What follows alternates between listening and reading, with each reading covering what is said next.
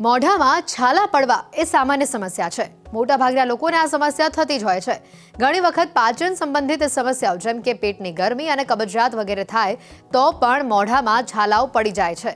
જો કે કેટલાક ઘરેલું ઉપાયો દ્વારા તમે આ સમસ્યામાંથી બહાર આવી શકો છો. જાણો આ ઉપાયો વિશે.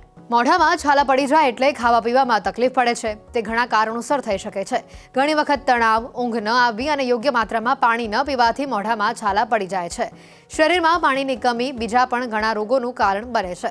મોઢામાં છાલા પડવાના કારણો: દાંતની ઈજાના કારણે, ફંગલ ઇન્ફેક્શનના કારણે, ખાવાની એલર્જીના કારણે, વિટામિનની ઉણપના કારણે, પેટ સાફ ન થવાના કારણે, વધુ પડતા મસાલાવાળો ખોરાક ખાવાના કારણે, દાંતની સાફ સફાઈ ન થવાના કારણે.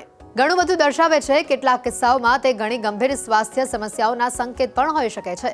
આવી સ્થિતિમાં તમારે સાવચેત રહેવાની જરૂર છે, કારણ કે કેટલીક વાર તે એલ્સરેટિવ કોલાઇટિસ અને ક્રોનિક રોગ જેવી ગંભીર સ્થિતિના સંકેત પણ હોઈ શકે છે. વારંવાર મોઢામાં ચાંદા પડવાથી સ્વાસ્થ્ય સંબંધિત સમસ્યાઓ સૂચવે છે, જેમ કે પિત્ત અસંતુલન, નબળા આંતરડા, આરોગ્ય, અપૂરતી ઊંઘ, તણાવ, પેટમાં ગેસ, કબજિયાત, નબળી રોગપ્રતિકારક શક્તિ, શરીરમાં પોષણનો અભાવ, ખાવાની ખરાબ આદતો. જ્યાં સુધી તમારા મોઢાની ચાંદા સારા ન થાય ત્યાં સુધી તમારે ખોટા અને મસાલેદાર ખોરાક લેવાનું ટાળવું જોઈએ, જેમ કે લસણ, મરચું અને આદુ સંયમિત રીતે ખાવો. તમારું મોઢું સાફ રાખો, વધુ પડતું પાણી પીવો અને હાઇડ્રેટેડ રહો.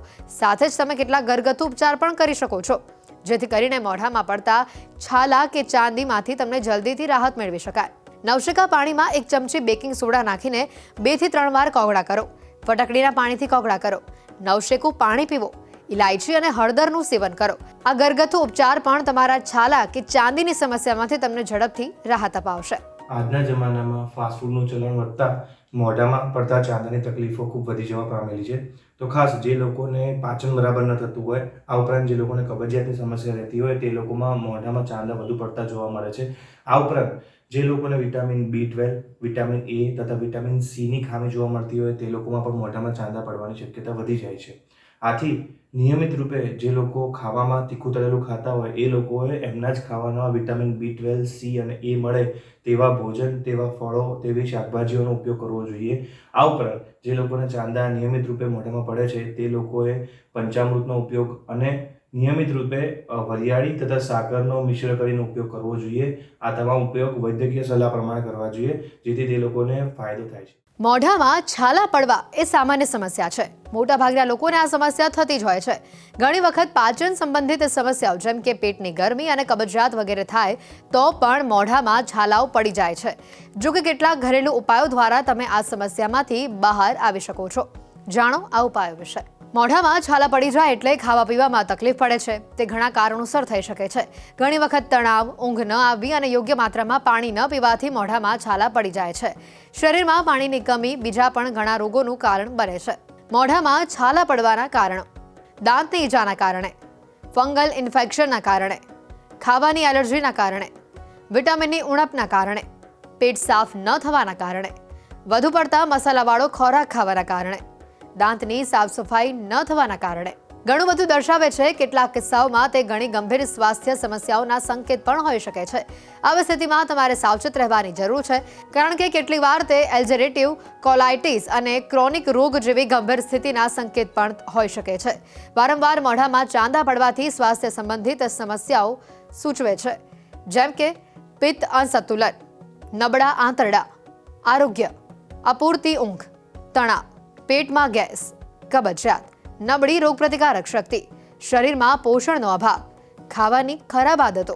જ્યાં સુધી તમારા મોઢાની ચાંદા સારા ન થાય ત્યાં સુધી તમારે ખોટા અને મસાલેદાર ખોરાક લેવાનું ટાળવું જોઈએ, જેમ કે લસણ, મરચું અને આદુ સંયમિત રીતે ખાવો. તમારું મોઢું સાફ રાખો, વધુ પડતું પાણી પીવો અને હાઇડ્રેટેડ રહો. સાથે જ તમે કેટલાક ઘરગથ્થુ ઉપચાર પણ કરી શકો છો, જેથી કરીને મોઢામાં પડતા છાલા કે ચાંદીમાંથી તમને જલ્દીથી રાહત મેળવી શકાય. નવશેકા પાણીમાં 1 ચમચી બેકિંગ સોડા નાખીને 2 થી 3 વાર કોગળા કરો. ફટકડીના પાણીથી કોગળા કરો. નવશેકું પાણી પીવો. ઇલાયચી અને હળદરનું સેવન કરો. આ ઘરગથ્થુ ઉપચાર પણ તમારા છાલા કે ચાંદીની સમસ્યામાંથી તમને ઝડપથી રાહત અપાવશે. આજના જમાનામાં ફાસ્ટફૂડનું ચલણ વધતા મોઢામાં પડતા ચાંદાની તકલીફો ખૂબ વધી જવા પામેલી છે. તો ખાસ જે લોકોને પાચન બરાબર ન થતું હોય, આ ઉપરાંત જે લોકોને કબજિયાતની સમસ્યા રહેતી હોય તે લોકોમાં મોઢામાં ચાંદા વધુ પડતા જોવા મળે છે. આ ઉપરાંત જે લોકોને વિટામિન B12, વિટામિન A તથા વિટામિન Cની ખામી જોવા મળતી હોય તે લોકોમાં પણ મોઢામાં ચાંદા પડવાની શક્યતા વધી જાય છે.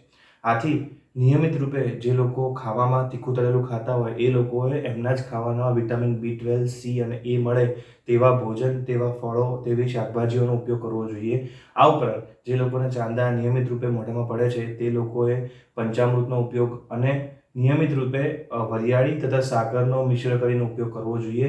આ તમામ ઉપયોગ વૈદ્યકીય સલાહ પ્રમાણે કરવા જોઈએ, જેથી તે લોકોને ફાયદો થાય છે.